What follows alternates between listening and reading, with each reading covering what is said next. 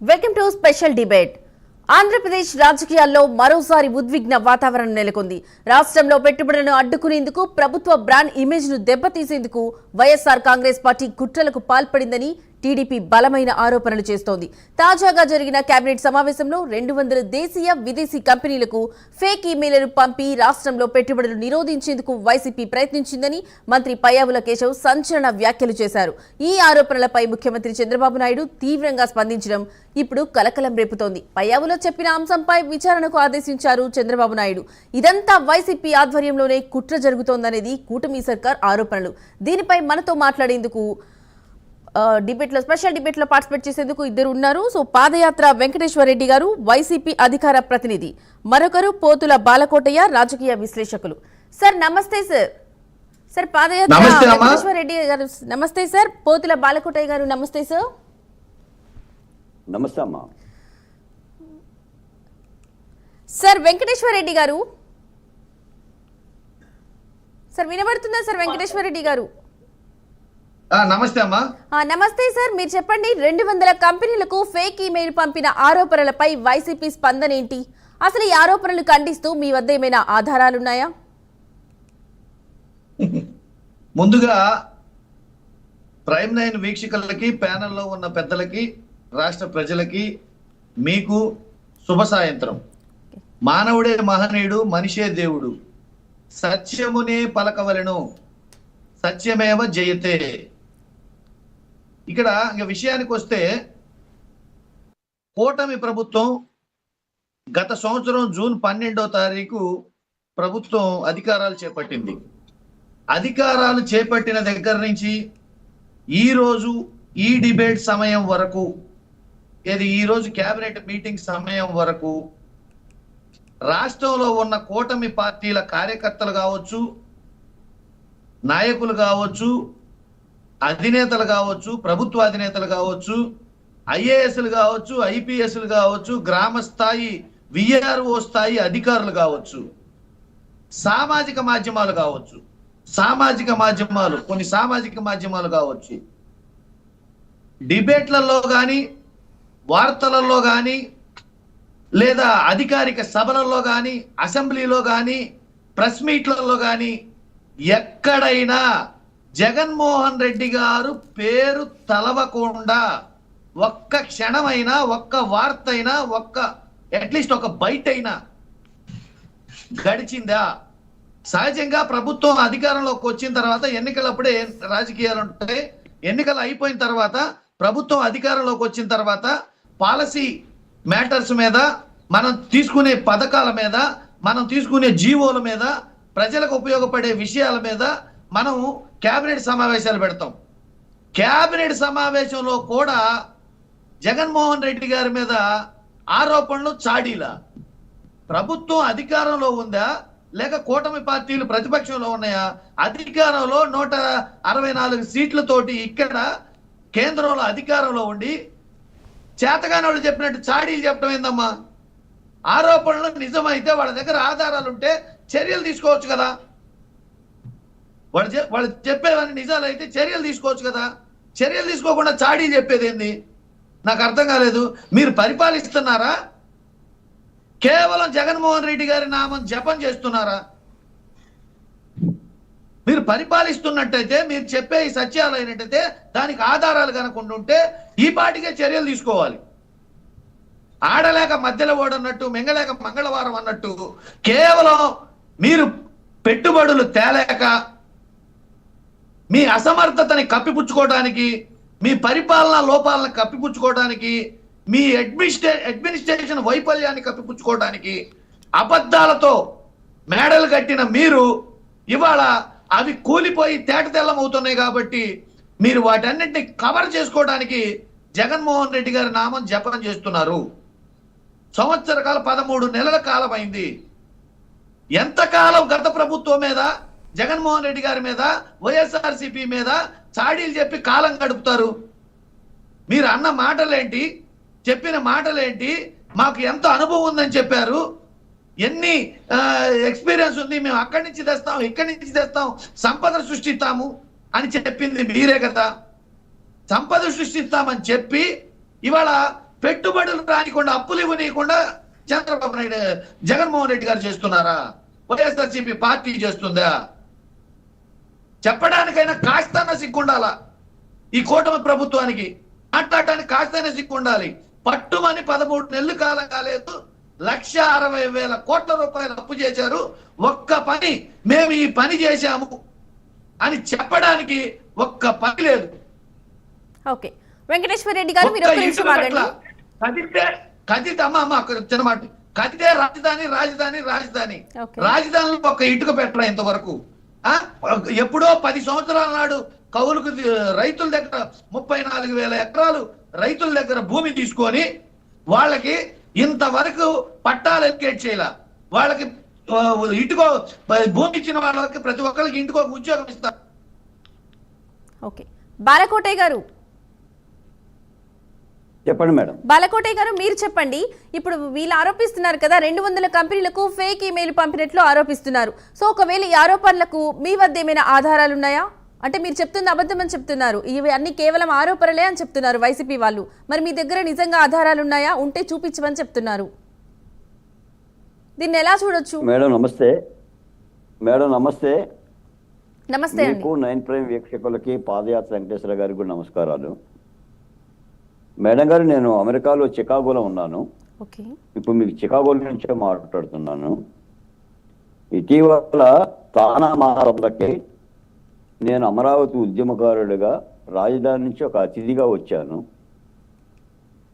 ఆ తానా మహాసభల్లో ఇదిగోండి నేను నా అమరావతి రణం రక్తం రాజసం అనే పుస్తకాన్ని ఆవిష్కరణ చేశాము. పెద్దలు కోమటి జయరాం గారు, అలాగనే చికాగోలో ఉన్న యలమంచి ప్రసాద్ గారు, కాలిఫోర్నియాలో ఉన్న శ్యామ్ అరబింది, ఇలాంటి ప్రముఖుల యొక్క ఆహ్వానం మేరకు ఈ సభలను రంగరంగ వైభవంగా తానా మహాసభలు నిర్వహించారు. ఇక్కడ మీ సందర్భంగా మీరు మాట అడిగారు. ఆంధ్రప్రదేశ్లో పెట్టుబడులు రాకుండా వైఎస్ఆర్సీపీ కాంగ్రెస్ పార్టీ నాయకులు లేదంటే జగన్మోహన్ రెడ్డి గారు 20 దేశాలకి ఈమెయిల్స్ పంపారా అని మీరు అడిగారు పాదయాత్ర వెంకటేశ్వర రెడ్డి గారిని. అవును సార్. పాదయాత్ర వెంకటేశ్వర రెడ్డి గారు ఏం చెప్పారంటే మేము అలా ఈమెయిల్స్ పంపలేదు అన్న మాట అయితే అనలేదు. ఆయన ఏమన్నాడంటే జగన్మోహన్ రెడ్డి గారి నామస్మరణ లేకుండా కూటమి ప్రభుత్వం పాలన చేయలేకపోతే మీకు చేతనుడికి చేతగా ఉంటుందా, చర్య తీసుకోవటం లేదా, ఏం చేస్తున్నారు మీరు అనే మాట్లాడుతున్నారు. ఇప్పుడు చక్కగా క్యాబినెట్లోనే ఒక ముఖ్యమంత్రి ఒక ప్రధాన ప్రతిపక్ష పార్టీ మీద ఆరోపణ చేసిండు. మీరు దేశానికి రాష్ట్రానికి నిధులు లేకుండా మీరు అడ్డుపడుతున్నారు, దీని మీద విచారించి మేము చర్యలు తీసుకుంటామని.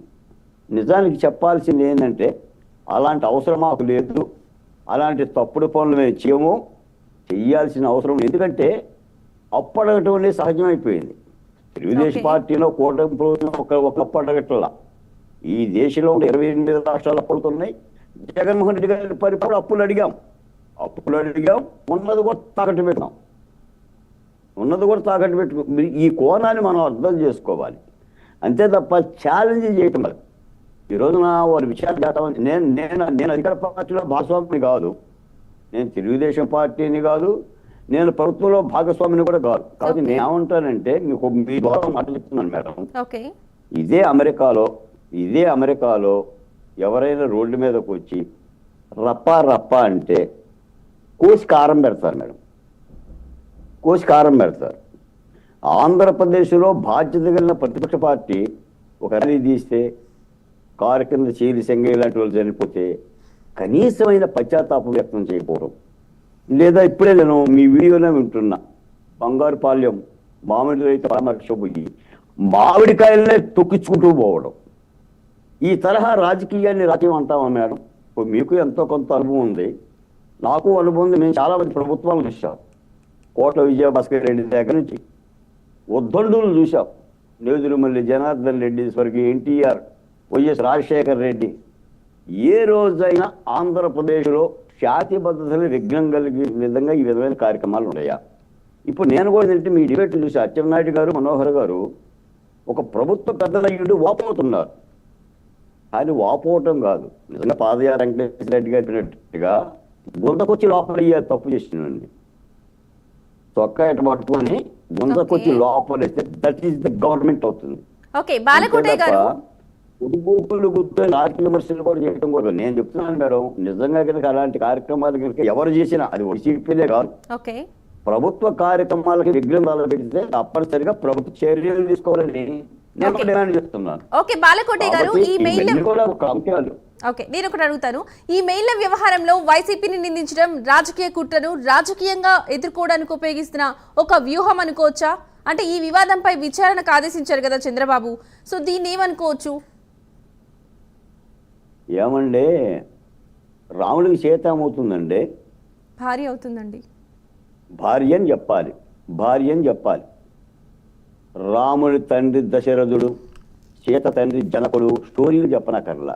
ఇప్పుడు మీరే అడిగారు పాదయాత్ర వెంకటేశ్వర రెడ్డి గారిని, ఎవడే మీరు ఏమైనా మెయిల్స్ పంపించారా అని. కాదు అని చెప్పారా? ఆధారాలు ఉంటే చూపించమని కాదు అని అడుగుతున్నారు చెప్పాలి కదండి. కదా.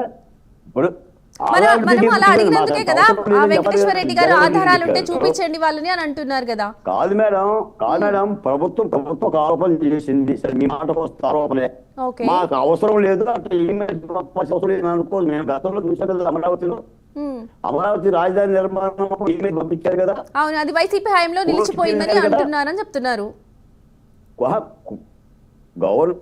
అమరావతి నిర్మాణానికి ముందు మంగళగిరి ఎమ్మెల్యే ఆల రామకృష్ణారెడ్డి గారు ఎన్ని Okay. కేసులు వేయలేదు? పర్యావరణం కింద పడుకున్నారు కదా ఆ కార్యక్రమాన్ని కూడా. అంటే నేను అనేది అంటే ప్రతిపక్ష పార్టీ అంటే అధికార పక్ష పార్టీ చేసే కార్యక్రమాలను అడ్డుకోవడం కాదు. ఓకే చెడుంటే విమర్శించాలంటున్నా, చెడుంటే విమర్శించాలి, మంచి అంటారు. ఓకే మీ మాటకే వస్తా. గత 5 ఏళ్లలో జగన్మోహన్ రెడ్డి గారు చేసిన ఒక అభివృద్ధి పని చెప్పండి, పట్టణం తప్ప. ఓకే ఆ ఒక్కటి తప్ప. ఇదిగోండి మీరే చెప్పండి, నేను అడుగుతున్నాను చికాగో నుంచి.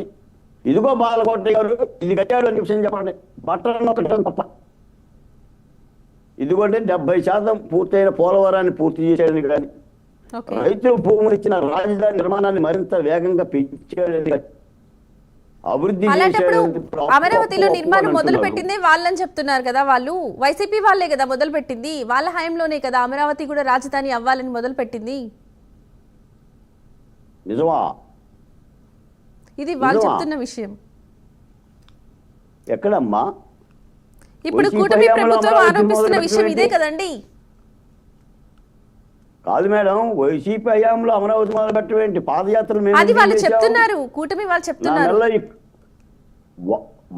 కాదమ్మా, ఇంకో నా మెల్ల ఇప్పుడు ఈ ఆకుపచ్చని కండువా వచ్చింది. ఓకే నేను చికాగో వచ్చేసి అమరావతి ఉద్యమం మీద ఆ పుస్తకాలు రాసుకున్నాను.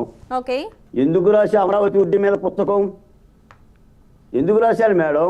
ఉద్యమం జరగబట్టేగా, రైతులు ఉద్యమం చేయబట్టే కదా. ఓకే లేకపోతే చికాగో రావాల్సిన పని ఉంటుంది. రాజధాని ఉద్యమమే కాదు మేడం, అసలు వైసీపీ పార్టీ ఓడిపోవటానికి ప్రధానమైన భూమిక రాజధానిలో మహిళలు చేసిన మొట్టమొదటి ఉద్యమే కదా. అంతకుముందు అసలు రాజకీయ పార్టీలు కూడా కలిసి రాలేదు కదా. తెలుగుదేశం కానీ, జనసేన కానీ, భారతీయ జనతా పార్టీ కానీ మొట్టమొదటిగా జగన్మోహన్ రెడ్డి గారికి వ్యతిరేకంగా యుద్ధ శంకారావం పూరించింది అమరావతి రైతులే కదా. ఓకే తర్వాతే కదా రాష్ట్రంలో అవును, భూములు కూడా వాళ్ళే ఇచ్చారు. అవును, ఆ నిర్మాణానికి కావాల్సిన భూములను కూడా చుట్టుపక్కల ఉన్న రైతులు ఇచ్చారు. నేనేమంటానంటే జగన్మోహన్ రెడ్డి గారిని రైతులు పరామర్శించడానికి కానీ లేదా మరో సంఘటనలు కానీ వెళ్ళొద్దు అని నేను అనను. ఎందుకంటే ప్రజాస్వామ్యంలో ఆయనకు హక్కు ఉంది, ఆయన వెళ్ళవచ్చు, మాట్లాడొచ్చు. ప్రభుత్వం తప్పులు చేస్తే విమర్శించవచ్చు, ఓకే చొక్కా పట్టుకొని విమర్శించవచ్చు. కానీ వెళుతున్న ప్రతి చోట ఒక అర్థం. మొన్న రెంటపాలెం Right. 3 వ్యక్తులు చనిపోయారు. ఈ రోజున బంగారుపాలెం వివాదాస్పదమైన యాత్రలు చేస్తే రాష్ట్ర శాంతి భద్రతల కోణంలో ఇబ్బంది పడుతుంది. శాంతి భద్రత లేనప్పుడు ఏ రాష్ట్రాలు కూడా పెట్టుబడులు రావు మేడం. నేను అడుగుతున్నాను మేడం, మీకు ఆయా దేశాలలో పెట్టుబడిదారులు ప్రశాంతమైన వాతావరణం ఉంటే పెట్టుబడులు పెడతారా, ఇలా శాంతి భద్రతలు విఘ్నం ఉన్నా కూడా పెడతారా? ఇప్పుడు మనం ఉన్నాము, ఏదన్నా ఊర్లో అద్దెలు తీసుకొని మనం ఉండాలంటే ఆ ఊరి పరిస్థితిలో కొట్లాటలు ఉంటే అక్కడ మనం అడ్డుకుంటామా? ఉండలేం కదా. రాష్ట్రాల పరిస్థితి కూడా అలాగనే. ఓకే కాబట్టి నేను ఏమంటే బాధ్యతగానే విమర్శించాలి. వైసీపీ పార్టీ కూడా ఈ రోజున ప్రజాస్వామ్యం ఒకరికి అధికారం వస్తుంది, ఒకరికి అధికారం పోతుంది. ఒక మాట చెప్తారు చివరిగా, ప్రజాస్వామ్యంలో ప్రజలు ఎప్పుడు కూడా ఒక నుంచి పెడతారు మేడం. అంటే Okay అండి, నిలబెట్టిన చక్కగా పరిపాలించిన అర్థం, కూర్చోబెట్టినేమో పరిపాలిస్తున్న వాడు చేస్తున్నారు లేదా చూడమన్న అర్థం. ఏ బాధ్యత ఉంది ప్రతిపక్ష పార్టీ కూడా. ప్రతిపక్ష పార్టీ అంటే ప్రజాస్వామ్యంలో లేదు అర్థం కాదు. మీరు పరిశీలించాలని చెప్పి రాజకీయాలు కనుక సుసంపన్నం చేయగలిగితే ఆంధ్రప్రదేశానికి మంచి జరుగుతుందండి. మాలాంటి వాళ్ళం అయితే చాలా బాధపడుతున్నామండి. మేము దళిత సామాజిక వర్గాలవే సరిపోతున్నంత కూడా మా బిడ్డలు చీరి సింగయ్య చనిపోయినా మా సామాజిక వర్గమే, డాక్టర్ సుధాకర్ చనిపోయినా మా సామాజిక వర్గమే. మరి ఆ రాష్ట్రాన్ని ఆ విధంగా శాంతి భద్రత లేని రాష్ట్రంగా అగ్గిపొల గీసి తగలబడుతున్న వైనం కనిపిస్తుంది. దీన్ని ప్రభుత్వం ఎలా పరిశీలిస్తుందో కూడా చూడాలి.